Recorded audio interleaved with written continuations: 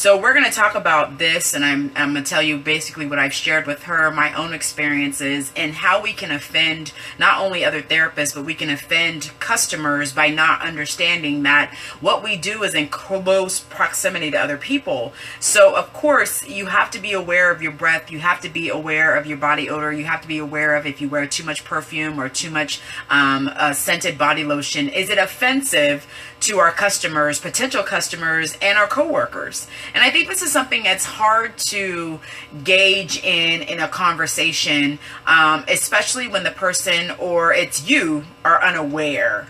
It's very hard to have this kind of conversation with someone when we as women, we assume that at some point in their life when they were growing up, that you understood the importance of body care, of understanding how to take care of your issues if you have them. And Angela and I talked about this earlier today when I was talking to her about this situation and talking to her about the scope that I'm going to do tonight.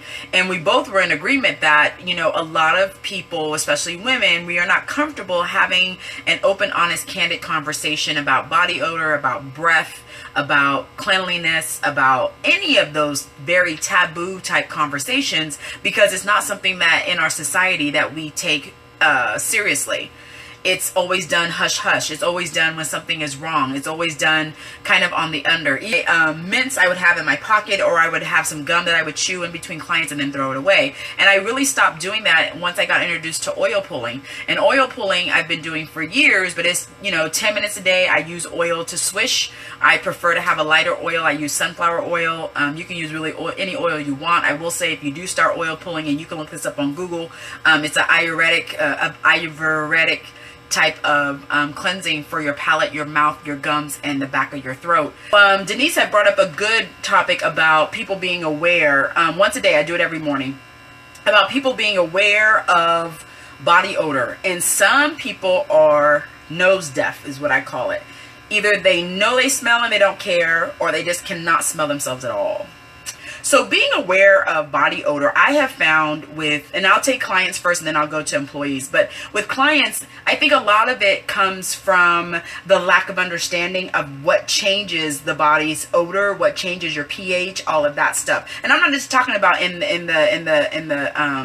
vaginal area or the anal area. I'm talking underarms too. I'm talking about just regular bathing methods.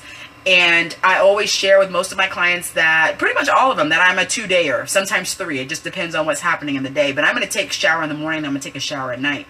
And really, it's more for myself, but I also know it's an easier way for me to help control anything that I have that's going on. So when I have these kinds of conversations, it always leads to my soap situation where I don't use soap. And I've said this in the previous scopes before, that I'm a big fan of a non-soap. I truly believe that soap bothers our own pH because it's like so alkaline. I do believe that soap is part of the problem with a lot of our body issues, is because everything that they're using is completely artificial.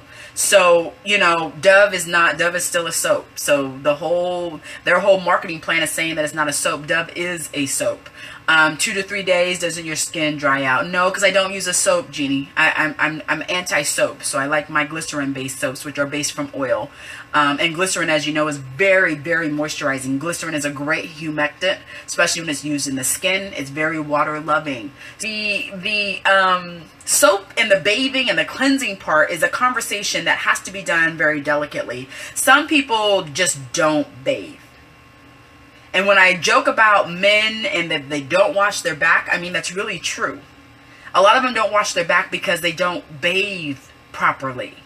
And when I say bathe properly, that means every single piece of skin that they have not only has water on it, but it has at some point has touched some kind of cleanser. Okay? These soaps help with other body odor throughout the day. Yes, Sheen. Yes, yes, yes, yes. Don't worry about it. I'll bring in my soaps when I come back.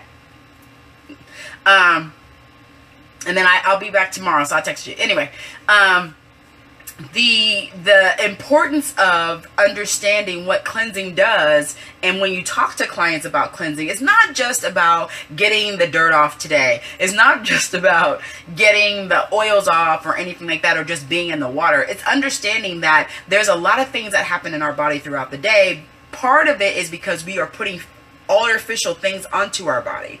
You know, I'm a perfume lover. I will always love my perfume. So that's definitely artificial. We have deodorant or antiperspirant that we're putting on that's artificial. If we have any kind of body lotion, that's not oil.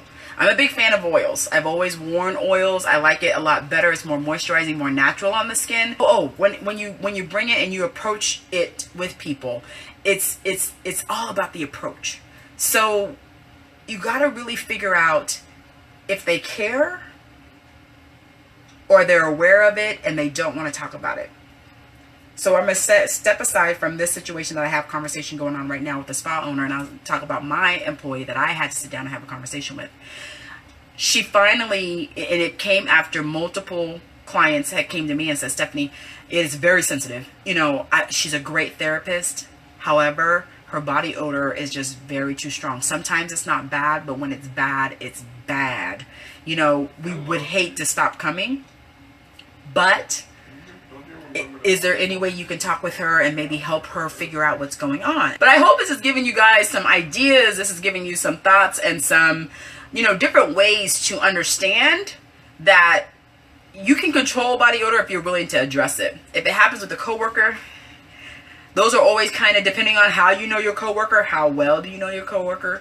If you are a spa owner or you're a manager and you're having to address your employee, it's going to have to be done in love. And it's going to have to be done to the point where you're telling them it's going to affect the way you make money here.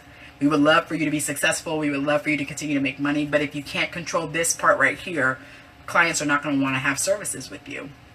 And that to me is very direct. But it's also, I'm not going to beat around the bush about it or give them a false sense of reality about it. People don't want to go to someone if they have to, you know, be concerned with what's going on with them today. You know, you love that I discuss real life subjects nobody wants to talk about. Yeah, you know, here's the thing about the discussions that I typically have. I've always wanted to bring not just information or just talk about my experiences. I always wanted to discuss what's really happening in real life now. There's a lot of things that we could learn from each other if we actually sat down and was able to have open, honest, candid conversations about them. We all have experienced someone who has left our room and they left the room smelling. We've all experienced someone who's been rude and been mean to us. We've all experienced someone who has cussed us out for no reason. We've all experienced someone who's bounced a check with us or who didn't want to pay for services. I mean, all of these things are things that happen in our industry, but we're not willing to talk about it for whatever reason. So for me, I find I have a platform that I can actually have a conversation about it, honestly, and say, I've experienced it. This is what I've done. Or I can be able to say, you know, this is what has happened to someone and this is what we should have done. Everything is a learning experience, but I think it would be a better learning experience if we could have a lot more camaraderie about it.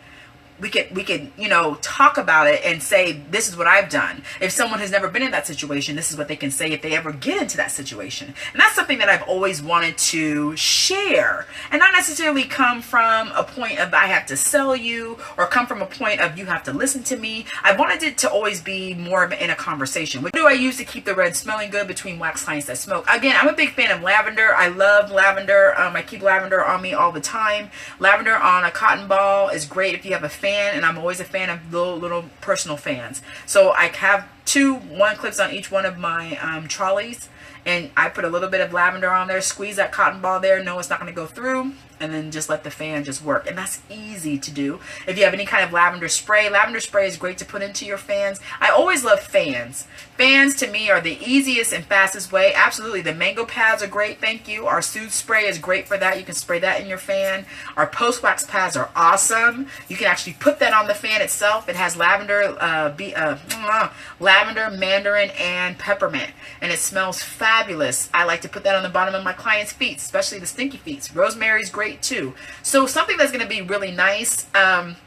My massage therapist loves to put lavender on Kleenex, which I love when she does that. She puts it in my headrest and then she takes it out and puts it right here so that everything is just nice and smelling. So if you ever have a client and they close their eyes once their facial starts, you can actually put any kind of napkin, 2x2, 4x4 with just essential oil right onto there because you have a towel anyway. Put it on right here and this is all that they're going to smell and relax. Take that same one once you're done, put it right over the fan. Once they leave, it'll hit the fan and go